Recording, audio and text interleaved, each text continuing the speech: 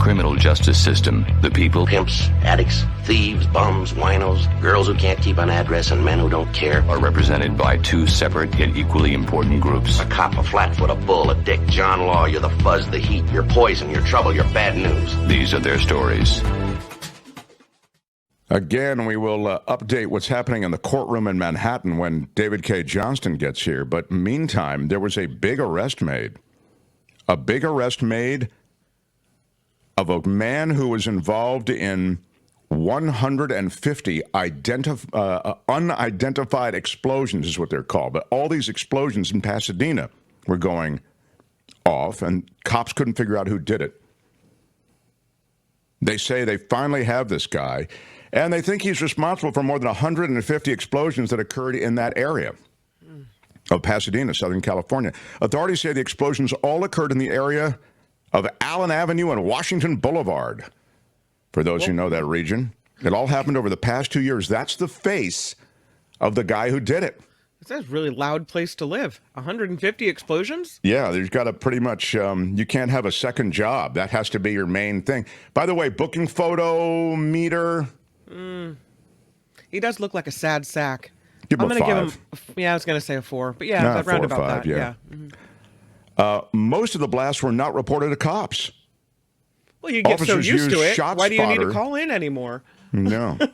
They identified 14 explosions during the previous 2 weeks, officers did with this shot spotter technology. God, it's like living in a war zone. You got it. They identified 2 vehicles that were associated with the blast, and they discovered they were registered to the same owner, this 63-year-old Leon Berrien. And they were collecting video of an unrelated explosion when they heard a blast nearby, detectives did. And they saw a white cloud. And when detectives responded to the scene, they saw Berrien's 2013 BMW in that area, and they arrested him right on the spot. He is being held on $1.5 million bail.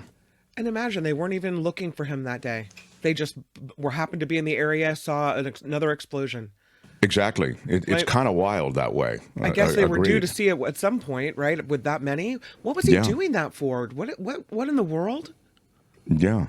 I mean, he's kind of like those firebugs where you go, why are you doing this? It's some bizarre kink that you have that gives you pleasure. But there's a big election going down, and it's very much something that Californians can relate to, particularly if you're in San Francisco or you're familiar with what happened with Chesa Boudin, or if you're in Los Angeles with the DA there. These progressive DAs, or as they're labeled, progressive DAs, are getting voted out. And San Francisco's recall of District Attorney Chesa Boudin drew national attention a couple years ago. But these prosecutor battles have raged on. Again, the presidential race sort of crowds them out of the news feed. But you see how many voters are going, hey, we've had enough. Give us law and order. And that's what's happening in Portland. They have now, in Portland, an effort underway to get in a DA who is more in that vein, tougher on lawlessness. In Chicago, home to the second largest DA's office in the country, the progressive Kim Foxx didn't run again, was replaced by a former judge who pledged to prosecute retail theft as a felony. Believed in accountability, he said, during the various speeches he's made about lawlessness in Chicago. In L.A., as I mentioned, George Gascon called himself the godfather of progressive prosecutors. He's facing a challenge in November from a former Republican who is angry about, quote, a culture of lawlessness. In Alameda County, Pamela Price. Great example. Great example. So in Portland, and again, I mentioned Portland because you think of Portland, it's a little bit of like it's Libville on some level, right? Well, there is a backlash, and the progressive prosecutors on the ropes. Portland is now looking at a very real possibility of a prosecutor in there who is going to change the atmosphere, might be the way to put it, in that office. But they say out of Portland, this is not the first sign of a shift. The general tenor of life in Portland is we've had enough. We've had enough of the streets being filled with flames, with protests every night. You know, this is a community. It's what I always say. I mean, don't mean to sound like a jerk, but you know, we live here. Our kids are here. Our schools are here. You know, I didn't sign up for this as a resident of fill in the blank, Portland, Los Angeles, San Francisco, etc. So that continues, and it really in Portland may be a bellwether for so much more. I mentioned Chicago and other municipalities as well. In the United States of guns, a rapper, Rilo Huncho, he's 17 years old, at least he was. He accidentally shoots himself while filming a video for social media, pointing the gun at his head. Again, loaded weapon, has it, waving it around. He's doing the video, and it goes off.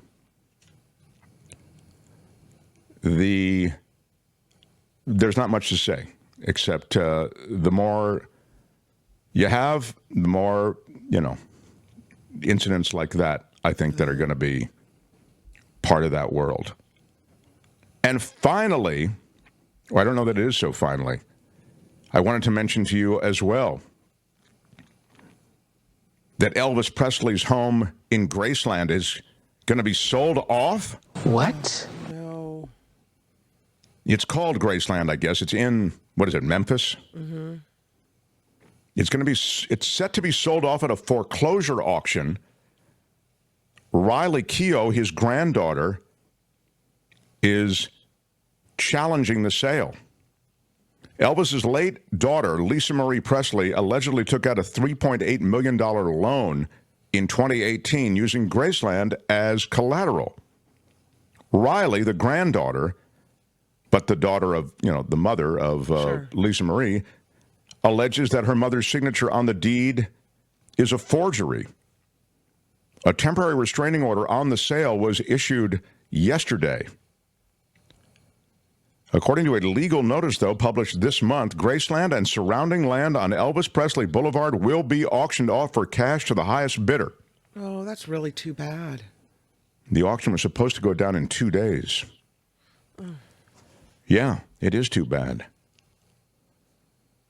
We'll keep you posted, but again, this is all contingent on a loan that was leveraged against the property, okay? Collateralized against the property. And finally now, the news that Red Lobster is declaring bankruptcy, and as they file for bankruptcy, they're having a real heart-to-heart with each other, Kim. That's right. A lot of places are closing. A lot of Red Lobsters are not around. What? You're going to have to get your lobster and your red on somewhere else. And why they're closing, why they're declaring bankruptcy is both fascinating and lengthy, and I won't bore you at this instant with this, or I won't draw it out too much, but I do think it is interesting because they made a bunch of decisions that were not smart. And it's easy to say that in retrospect, but they essentially, and this is the thing that's probably the most advertised, they had that promotion, all you can eat shrimp, and that all you can eat shrimp, which was a giant winner for them, it brought a ton of people into the restaurant. They decided to make it a regular part of their menu. So it's the $25 all-you-can-eat shrimp deal. And people came in, they got it, they got full-on shrimp, and they didn't buy everything else the way it's supposed to work. You know, loss leaders, as they're called, are supposed to bring people in to your restaurant or onto your website or whatever it might be, and they get the thing that you're taking a loss on, but they also buy other stuff. That's the magic of a loss leader. Well, that didn't happen here.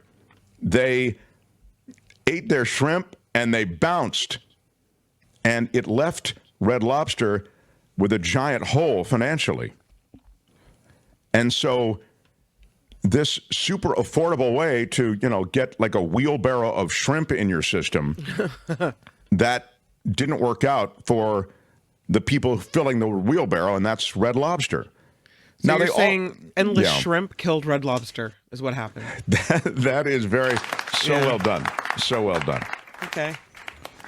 So the other thing that happened at Red Lobster, and this is to me the more interesting thing, is they made these other decisions. Like they owned, Red Lobster did, a lot of the real estate where the Red Lobster restaurants were. Mm-hmm. And they decided to sell the real estate and then lease back the restaurant that was on the real estate. And the reason that's significant is it gives you a short-term infusion of money, right, when you sell all of these different pieces of real estate. But it now puts you on the hook as a renter, still occupying that land. So, again, the short-term lift associated with that capital infusion, that was miscalculated, and they became debtors, essentially. And they're still debtors. And Chapter 11 will help them because Chapter 11 helps you when you're in debt. But this is the sort of thing they did. They also did other stuff. They had the parent company, they made them the purveyors and the suppliers of the shrimp and some of the other seafood because they're in the seafood business. And when you do that, what happens to the prices?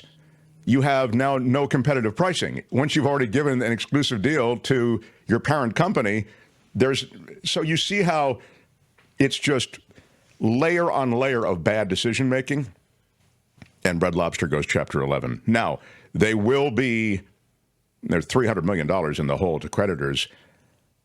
I suspect they'll be able to meet a lot of those obligations because when you're Chapter 11, sometimes you can do really well, right? It's a reorganization of debt and kind of gets you off the hook in the short term, but they're closing a ton of restaurants. Yeah, they closed the one here in this area. Yeah. So, I mean, I wouldn't be buying stock in Red Lobster. It just seems as though so many different restaurants being shuttered and so many different problems still facing that chain. But that is Law and Disorder for today.